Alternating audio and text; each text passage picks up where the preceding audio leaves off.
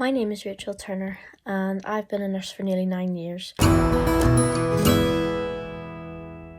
I qualified in 2013 and within a week I had moved from Northern Ireland to the southwest of England and started my first nursing post, which was in a busy haematology department. The 3 years that I worked there, I was able to put the skills I had learnt at university into action straight away, such as venipuncture, cannulation, IV therapy, syringe drivers, but I also quickly learnt more acute skills, such as blood and platelet transfusion, the use of PICC lines, and knowledge around different chemotherapies used to treat blood-related disorders.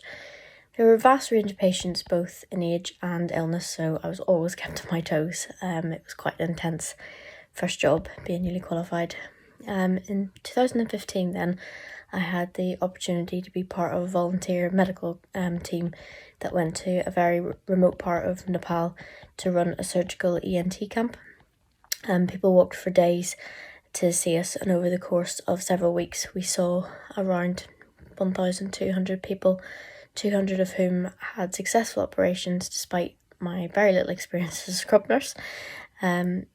And it was a very different experience from the wealthy Western hospital that I was used to, but gave me great insight into nursing in a third world country. Back on the haematology ward, I was involved in a team that was working towards getting an accreditation in the gold standard framework for end-of-life care and palliative care. It was during this time that I realised I wanted to take a different career path, and so in 2016 I became a hospice nurse. This was also largely due to personal experience. My own father died in a hospice when I was very young, and my mum still talks about the work that the nurses did for her and how they looked after him, so that largely inspired me to want to work in a hospice as well. But working in the hospice was very different to my previous job, and at first I was a little apprehensive, especially when unsupportive people would make comments like, "Oh, you'll lose all your skills, it's going to be so depressing."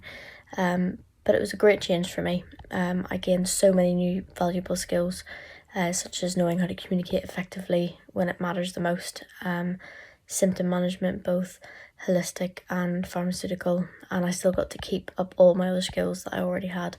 I was used to syringe drivers by that point and was quickly made the blood champion on the ward, which they were very pleased about. More importantly, I suppose I became much more knowledgeable about other diseases and conditions, because contrary to still popular belief, we treated a lot more than just cancer. We had M&D patients, we had traumatic brain injury, and care of the elderly as well. So yeah, it was very different again. I already considered myself more of a bedside nurse than the academic sort, and at the hospice I was able to do that much more. I was able to be that kind of nurse that I'd never been able to be before. We had much more time to spend with our patients, not just performing clinical duties, but actually sitting down and being able to talk to them. Patients who have accepted they're going to die, whether imminently or not, have a strange way of teasing things out of nurses and carers about their own lives and passing on words of wisdom, which is very humbling in a lot of ways.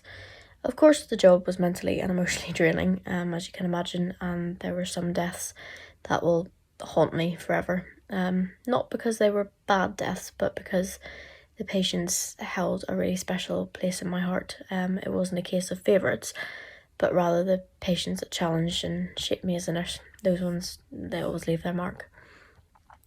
Dealing with relatives of loved ones who are terminally ill, whether imminently dying or struggling with symptoms, wasn't easy.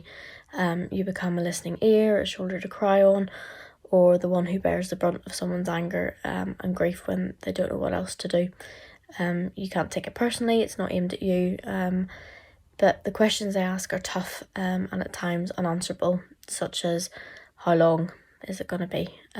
But as the years went on, I learned how to really assess a dying person and gained the experience that only a hospice nurse knows, to be able to give better answers to the hard questions, and you just get that feeling. Hospice was an open place when it came to visiting. The first few years that I was there, relatives could come and go as they pleased and often helped at mealtimes staying to tuck their loved ones in at bedtime or stayed the night if they were young or having a hard time, or of course if it was close to the end. In 2020, I had a baby and went off for a year of maternity leave. My last shift was Christmas Day 2019, and the world was unaware then of what was to come. My daughter was born 8 weeks before the first lockdown, and I went back to work a year later in January 2021, and things were very different in the world and particularly in healthcare. PPE was probably one of my biggest challenges. I was so used to using my facial expressions as non-verbal communication, smiling at my patients to give reassurance, sweating in the aprons and goggles, and the constant donning and doffing. But for the patients, the lack of visiting was huge. There was a very small window where a family member was allowed to visit, and only one family member per patient for most of the pandemic. How can you ask a man or a woman to choose between seeing their spouse or seeing their children when they're dying? It's an impossible choice to make.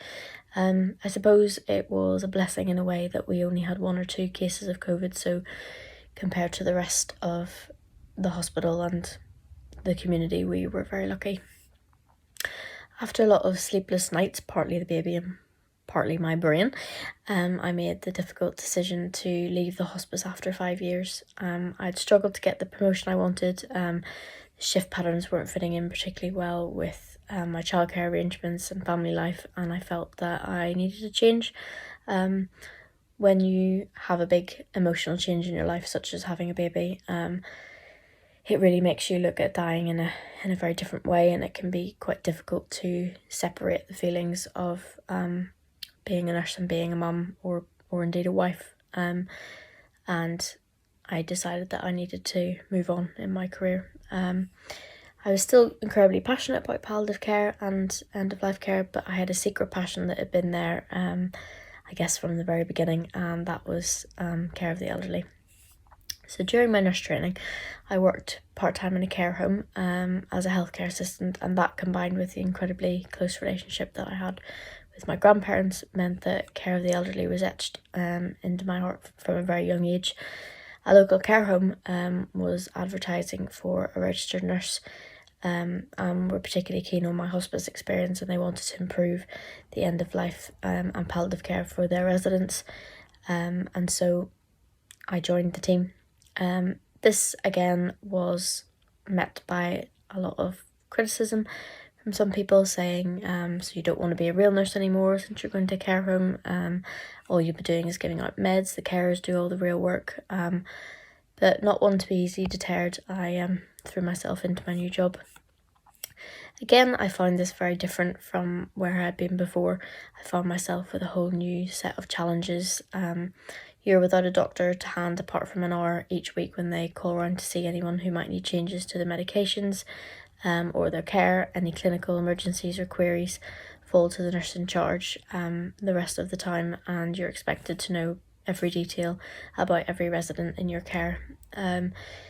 It was odd for me to be looking after people who were, to all intents and purposes, well, and I did wonder at times if I had made the right decision. However, once again, my bedside nursing was coming into its own, and I started to build relationships with residents and to be able to care for them in a different way than I'd done at the hospice. One of the challenges I'm currently facing is the continuing restrictions on visiting in the care homes. I've only met a handful of relatives face-to-face since I started and haven't been able to build a rapport in the way that I might have done pre-pandemic. This makes it difficult when residents start to become palliative especially. Although they're allowed in that situation to visit, you haven't built up the trust with the family and it can feel hurried and forced. However, because the resident is comfortable around you, some family members will feel at ease more quickly and you can help them deal with the difficult situation in the same way as you would otherwise. Although not a care home exclusively for the elderly, most of my palliative residents so far have been well into their 80s or 90s. And apart from the ones who are classed as COVID-19 deaths, they have died of frailty or what ordinary people called old age. This type of end-of-life nursing is very different from the hospice. There are, in most cases, less symptoms to manage, and keeping someone comfortable generally involves less medication and more holistic nursing. However, when a resident has been unwell and their wish is to die in the home, then I find the difference is much harder to manage. Access to a doctor, or just in case medication, takes a very long time, if out of hours or at the weekend, compared to the hospice where you have a doctor on call 24/7. Equipment must be ordered at the time of need, which again is sometimes at weekends when it's not accessible easily, and dressings are in short supply, as again these are patient specific, so managing end-of-life symptoms such as pressure sores, or just general wounds that won't heal because of the situation, can be very difficult and quite distressing for residents sometimes. I've noticed that relatives will come and visit but be much less hands-on in a care home compared to the hospice. I suppose it's because it's the resident's permanent home they're visiting, as they would have done in their homes beforehand. Although visiting should have been easier in the care home compared to the hospice, given that residents are in their own rooms instead of an open bay. The restriction placed on care homes by the government were quite harsh, I felt. Relatives had to book slots, which was hard for those that worked during the week, and not all residents could use FaceTime or technology, and many relatives lived some distance away, and had other vulnerable family members, so didn't want to put them at risk, which is completely understandable. The phone was their only connection, but for those who had relatives that no longer had verbal communication, they relied solely on the nursing staff for information. Not knowing the residents all that well at first, I struggled with these phone calls. I tried to remember all the communication training that I had at the hospice and began asking them about their loved ones, which really helped to build bridges. And I think actually some relatives just needed that chat for themselves more than anything as well. I've been in the care home now for over 6 months, and I really hope that soon I'll recognise family members straight away and have a bond with them. That the residents will see my face and not just my eyes, because we can get rid of the masks at some point, and I'll continue to gain new skills and pass on what I've learned to others coming through. When people say, oh, I couldn't be a nurse, I often reply, no, you probably couldn't. I'm not being rude or big-headed in any way, I'm just being truthful. I couldn't be a teacher or an accountant. Nursing is a vocation like so many jobs. It takes a particular type of person to be one, and I fear that many haven't felt their value much over the last 2 years. I hope that wherever I go next, I always remember how important my job is and how much I love it, and the patients that have made me feel that way for the last 9 years. Thank you so much.